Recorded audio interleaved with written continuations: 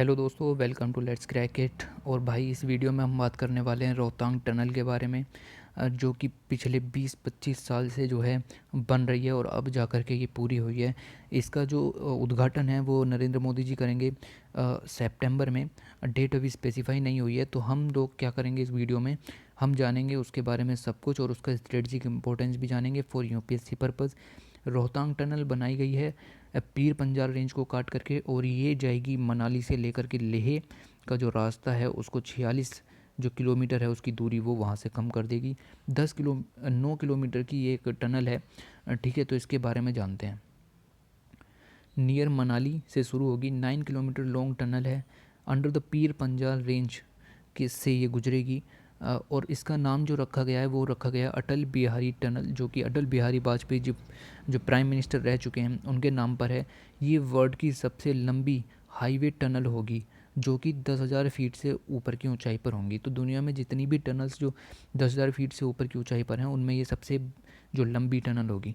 तो ये मई 2020 तक कंप्लीट होने वाली थी, लेकिन कोविड-19 आया और सब काम आपके अटक गए। अब यहाँ पर आप मैप में देखिए, दूसरे मोड में देख लीजिएगा। देखिए, आप इधर से जाते हैं, ये है आपका मनाली। आप मनाली से जाते हैं, अगर आपको लेह जाना है तो आप पहले इस रास्ते से जाते थे और रोहतांग पास को क्रॉस करते हुए यहाँ कहीं पर लेह पड़ता है आपका, फिर आप यहाँ पर जाते थे। तो ये आपका एक जो शेड्यूल्ड जो था वो रास्ता था।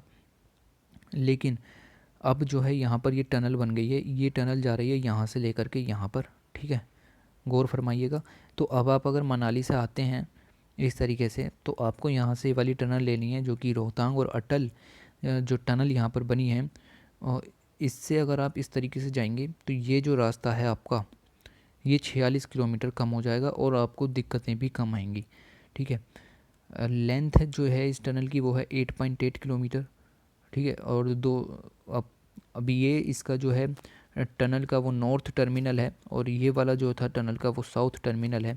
तो टनल जो है वो यहाँ से लेकर के आता है कि अभी दूसरे मैप में क्लियरली आपको दिखाई देगा। ठीक है, तो रोहतांग टनल के बारे में जानते हैं। 1990 में ये प्रोजेक्ट जो है शुरू हुआ था और इसकी फिर जियोलॉजिकल रिपोर्ट जो टोपोग्राफी वगैरह है वो जून 2004 में लागू की गई, देखने के लिए कि जो स्टेट का एरिया है वो किस तरीके से है, को कहाँ पर कौन सी रेंज आ रही है। ठीक है, फिर BRO ऑफिशियल साइट 2003 में प्रोजेक्ट रिसीव हुआ, फाइनल टेक्निकल अप्रूवल दे दिया गया। आगे चलते हैं। 2005 में कैबिनेट कमेटी ने अप्रूवल दे दिया, approval bye cabinet committee on security, और टेंडर फ्लोट हुआ 2007 में। फाउंडेशन स्टोन रखा गया जुलाई 2010 में। द प्रोजेक्ट जो था वो कंप्लीट होने वाला था 2015 में, पर अनएक्सपेक्टेड प्रॉब्लम्स आई। और ये जो 8.8 किलोमीटर की जो रेंज है ये जीपीएस बताता है, लेकिन अगर हम देखें तो कंप्लीट जो हमने ओरिजिनली डिज़ाइन किया था वो 8.8 का था। जीपीएस रीडिंग के हिसाब से ये 9 किलोमीटर का अब जो है वो है। या यहाँ पर देखिए आपको जो है बिल्कुल क्लियर यहाँ पर दिखाई देगा। ये देखिए, आप मनाली से जाते हैं लेह को तो आपने ये रास्ता पकड़ा और आप रोहतांग पास से होते हुए आप लेह की तरफ को चले गए। लेकिन अब आपको क्या करना होगा, आप यहाँ से जाएंगे इस तरीके से। ठीक है, आपको ये रास्ता दिख रहा होगा। ठीक है, और ये आपकी है टनल, जो कि रोहतांग टनल और अटल टनल है। आप यहाँ से इसको क्रॉस करेंगे तो ये जो रास्ता आप यहाँ क्रॉस करते, इसका 46 किलोमीटर का जो रास्ता है वो कम हो गया। ठीक है, और आप यहाँ से लेह की तरफ को जा सकते हैं। तो ये बना गया है, और ये इसका नॉर्थ पोल है जो टनल है, और ये इसका साउथ पोल है टनल का। तो आखिर प्रॉब्लम्स क्या आई थी टनल को बनाने में, तो कंस्ट्रक्शन जो टीम है उन्होंने काफ़ी चीज़ें फेस की, जैसे जो पीर पंजाल रेंज है उसके ऊपर है सेरी नुल्ला। ठीक है, तो ये यहाँ से वाटर जो है वो बहुत ही तेज़ी से फ्लो हो रहा था, तो which flows on the top of tunnel route and impede construction efforts, और कंस्ट्रक्शन को भी रोक रहा था। तो वाटर का जो शीर वॉल्यूम था वो कंस्ट्रक्शन को पिछले कई महीनों से रोके हुए था। While project engineers grappled the wave tackle, तो और इंजीनियर्स को भी इस चीज़ में प्रॉब्लम आ रही थी। द रॉक स्ट्रक्चर भी काफ़ी अजीब था, faced by the engineer to caused impediments, तो रॉक स्ट्रक्चर में भी हर्डल्स आ रही थी।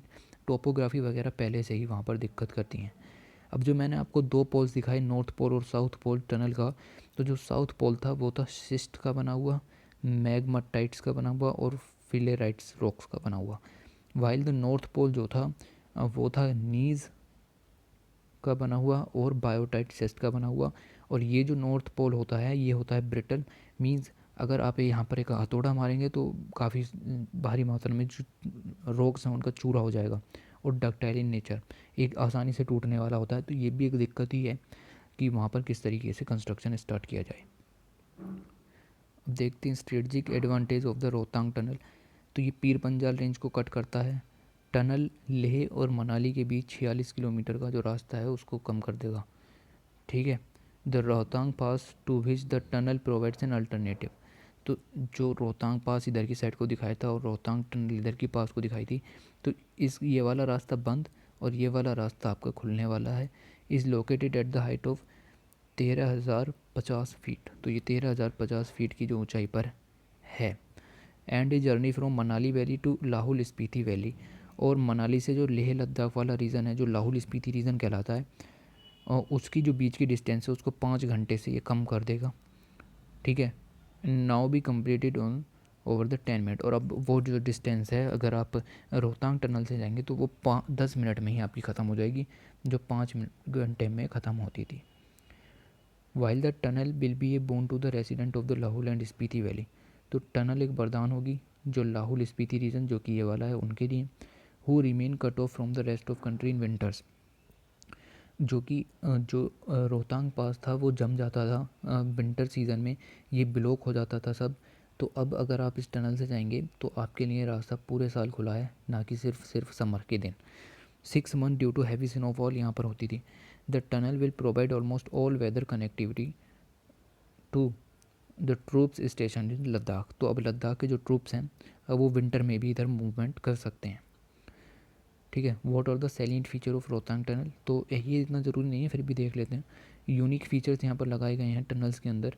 Bridges in river are approach to the tunnel from both the portals have been completed and narrow painted. Snow galleries यहाँ पर लगाई गई हैं। Approach road to the tunnel from Manali side and all weather connectivity यहाँ पर रहने वाली है। Other features, emergency escape tunnel है। अंडर द मेन टनल के नीचे एक और टनल बनाई गई है जो कि इमरजेंसी एस्केप टनल है। इमरजेंसी एग्जिट में काम है ये, कुछ भी इंसिडेंट होता है, कुछ ट्रूप्स वगैरह पर हमला होता है। The tunnel will provide the telephone every 150 metre पर एक टेलीफोन है। फायर हाइडेंट्स लगे हुए हैं, इमरजेंसी एग्जिट है। ठीक है। टर्निंग कैवर्न है। एयर क्वालिटी मॉनिटरिंग सिस्टम्स भी यहाँ पर लगाए गए हैं जो कि एक बहुत अच्छी बात है। ब्रॉडकास्टिंग सिस्टम्स लगे हुए हैं। ऑटोमेटिक इंसिडेंट डिटेक्शन सिस्टम लगे हुए हैं। सीसीटीवी कैमराज एवरी 250 मीटर पर लगे हुए हैं। तो सिक्योरिटी फीचर्स का पूरा ध्यान रखा गया है। बीआरओ ऑफिशियल्स ने कहा है कि vehicle will travel at A maximum अब 80 किलोमीटर पर आवर की स्पीड से यहाँ पर जा सकते हैं। अप टू 1500 ट्रक्स और 3000 कार इसको यूज़ करने वाली हैं पर day when the situation gets normal. तो काफ़ी ज़्यादा इम्पोर्टेंट यहाँ पर ये जो टनल है, टाइम बहुत लग गया, इतना लगना नहीं चाहिए था, पर अब ये टनल पूरी हो चुकी है और यहाँ पर जो पैसेंजर्स गुजरेंगे वो भी अच्छी भारी मात्रा में और सुविधाएं प्राप्त होंगी। तो ये थी पूरी वीडियो, सब कुछ डिस्कस किया हमने रोहतांग टनल के बारे में। ठीक है। बस इस चीज़ का आप थोड़ा सा ध्यान नहीं जो है यहाँ पर रखिएगा कि ये आपकी टनल है और ये इसका नॉर्थ पोल और ये साउथ पोल है। यहाँ से आप पहले जाते थे रोहतांग पास से होते हुए और आप लेह की तरफ को चले जाते थे, लेकिन अब आपको ये वाला रास्ता लेना है और लेह की तरफ को जो है अब जाना है, लद्दाख की तरफ को आप जा सकते हैं। ठीक है। 5 घंटे से आपकी जो दूरी है वो कम हो जाएगी, 10 मिनट में आप यहाँ पर कर पाएंगे। ठीक है। तो यही था पूरा इशू हमने क्लियर किया। ठीक है। तो इस वीडियो में इतना ही। चैनल को लाइक एंड सब्सक्राइब कर लेना और बस धन्यवाद।